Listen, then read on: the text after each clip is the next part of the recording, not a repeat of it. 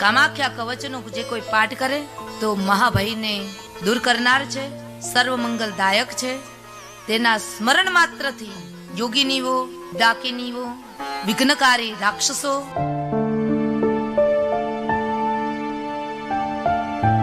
કામાખ્યા કવચનો જે કોઈ પાઠ કરે, હું નથી કહ્યું, મહાદેવ બોલ્યા છે, કામાખ્યા કવચનો જે કોઈ પાઠ કરે તો મહાભયને દૂર કરનાર છે, સર્વમંગલદાયક છે. તેના સ્મરણ માત્રથી યોગીનીઓ, ડાકીનીઓ, વિઘ્નકારી રાક્ષસો, અને ખાસ કરીને ઘણા કહે અમારે 99 મંત્રના જાપ તો કરવા છે, પણ ક્યારેક પેલા બહુ આળસ થતા બગાસા આવે, આળસ સતાવે અને ખૂબ તકલીફો ઊભી થાય. પછી મનને મનાવી માંડ મન લાગે અને જપ કરવા માટે બેસીએ. તો હવે અંદરથી જે આલસ્ય વૃત્તિ થતી હોય ને,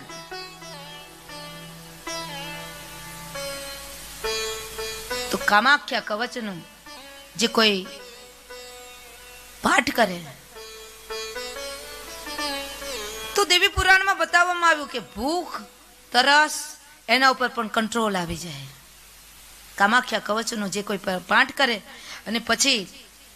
તમારા જે કોઈ પણ ઈષ્ટ મંત્ર હોય, ધારો કે ઠાકોરજીના ભગત છો, મહાદેવના ભગત છો, તો એ બધામાં વિઘ્ન ના આવે. આ મંત્ર સિદ્ધિ માટેના કોઈ વિઘ્ન ના આવે, મંત્ર જાપમાં કોઈ વિઘ્ન ના આવે. તો મહાદેવ ભગવાને એવું વચન આપ્યું છે દેવી પુરાણની અંદર કે કામાખ્યા કવચનો જે કોઈ પણ પાઠ કરે ને તો એના બધા તમામ વિઘ્નોનું નિર્મૂલન થઈ જાય છે. દેવ ઋષિ નારદજીએ પૂછ્યું છે દેવી પુરાણની અંદર કે મહાદેવ મહાભયનો દૂર કરનાર અને સારા જગતની અંદર સર્વ મંત્રોમાં સિદ્ધિ પ્રદાન કરનાર, અમે જે મંત્ર જાપ જપીએ એમાં આ બધા બાહિક વિઘ્નોનો નાશ કરનાર એવું કોઈ સામર્થ્યવંત કવચ હોય, બખ્તર હોય તો મને આપો. એ ધારણ કરીને પછી હું જાપ કરવા, યજ્ઞ કરવા માટે બિરાજમાન થાઉં તો બાહિક કોઈ વિઘ્નો મને નડતર રૂપ થાય નહીં. જ્યારે 99 મંત્રનું અનુષ્ઠાન કરવા માટે બેસો ને ત્યારે એમને ન બેસાય. તો આસન બિછાવ્યું, આસન બિછાવ્યા પછી એમાં બિરાજમાન થયા પછી હાથમાં સરસવ લેવાના, સરસવને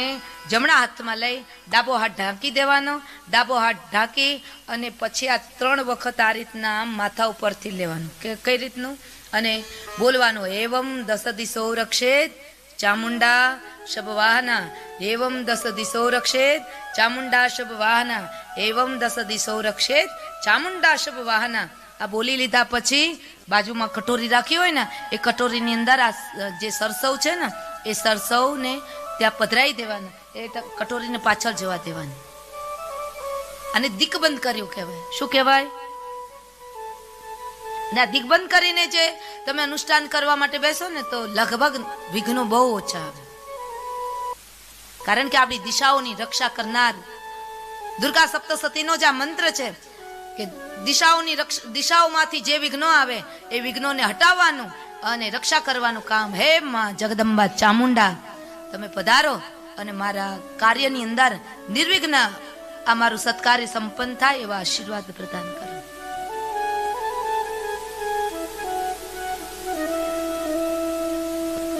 તો જ્યારે પણ આ દિગ્બંધ કરીને અનુષ્ઠાન કરવા માટે બેસો અને કામાખ્યા કવચનો જે કોઈ પણ ભગવતી ભક્ત પાઠ કરીને બેસે ને પછી એ વૈષ્ણવ ભક્ત હોય, શિવ ભક્ત હોય, જગદંબાના ઉપાસક હોય, બધા માટે આ કોમન છે. અને કામાખ્યા કવચનો પાઠ કરવાથી બધા ભયમાંથી મુક્તિ મળે, બધા જ અનિષ્ટ તત્વોમાંથી આપણને મુક્તિ મળે છે. એ મહાત્મ્ય બતાવવામાં આવ્યું છે. મહાદેવ ઉવાચ, મારા મહાદેવ બોલ્યા, કામાખ્યા કવચને મહાદેવ બોલ્યા. મહાદેવ ઉવાચ ઓમ પ્રાચ્યામ રક્ષતુ મે તારા કામરૂપ નિવાસિની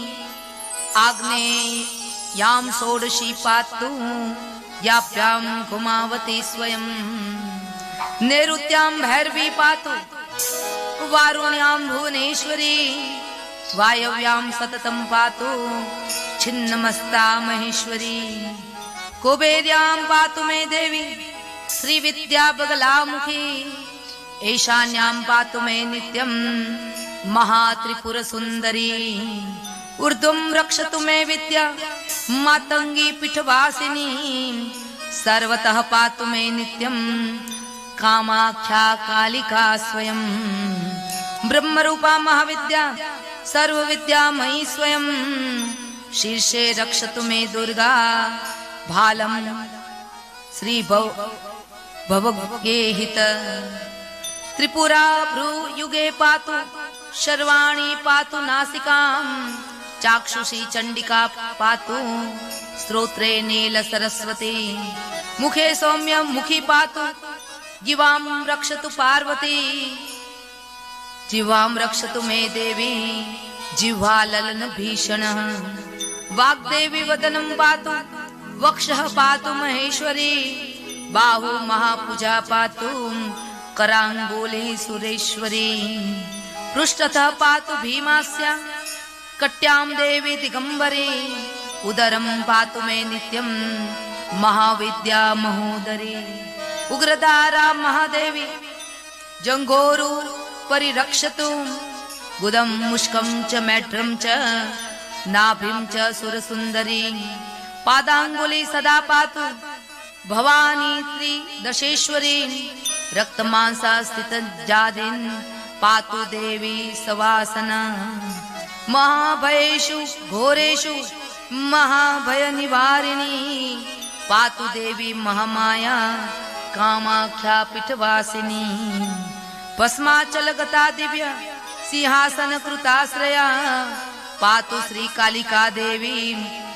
सर्वोत्पातेषु सर्वदा रक्षाहीनं तु यस्थानं कवचेनापि वर्जितं तत्सर्वं सर्वदा पातु सर्वरक्षणकारिणीम् इदं तु परमं गुह्यं कवचं मुनिसत्तमं कामाख्यामयोक्तं तेन सर्वारक्षकरं परम् अनेन कृत्वा रक्षां तु अनेन कृत्वा रक्षां तु निर्भयो साधको भवे न तं स्पृश्येभ्यं घोरं मंत्रसिद्धि विरोधकं जायते च मनःसिद्धिर् निर्विघ्नेन महामते इदं यो धारयेत् कंठे बाहो वा कवचं महत् अव्याहताग्नः स भवेत् सर्वविद्या विशारदः सर्वत्र लभते सौख्यं मंगलं तो दिने दिने य पठेत् प्रयतो भूत्वा कवचं चेदमद्भुतं स देव्या पदवीं याति सत्यं सत्यं न संशयः। कामाख्या कवच क्यारे कोई दिवस कामाख्या कवचनो पाठ कर्यो नथी અને અહીંયા દેવી ભાગવતીનું અધ્યયન કરતા કરતા આટલા વર્ષો થયા દેવી પુરાણ ગ્રંથનું અધ્યયન કરીએ છીએ તો પણ આ કામાખ્યા કવચ હવે નજરે ચડ્યું કાલે સાચું કહું છું ખબર નહીં દેવી ભાગવત મહાપુરાણમાં માતાજી પોતાની ચુંદડીમાં ક્યાં સંઘળી બેઠા હશે પણ ખ્યાલ નહોતો આ કામાખ્યા કવચ જે છે એ દેવી પુરાણનું અહીંયા અધ્યયન કરતા કરતા સવારે પ્રાતકાળે 4 થી 5 હું દેવી પુરાણનું અધ્યયન કરું અહીંયા અધ્યયન કરું ને તો એમાંથી આ મને રત્ન માણિક મળ્યા કામાખ્યા કવચ રૂપે અને તમે કામાખ્યા કવચનું પાઠ કરો કામાખ્યા કવચ દેવી ભાગવત મહાપુરાણનું અણમોલ રત્ન છે જે રીતના દેવી કવચ છે એ જ રીતના કામાખ્યા કવચ પણ કામાખ્યા કવચનો મહિમા બહુ અનેરો છે આમાં મહાદેવે બતાવ્યું તમે કોઈ પૂજા અર્ચન કરવા માટે બિરાજમાન થાવ અને ત્યારે તમને કોઈ વિઘ્ન ન સતાવે એટલા માટે થઈ અને કામાખ્યા કવચનો પાઠ કરો બોલ શ્રી કામાખ્યા માતા કી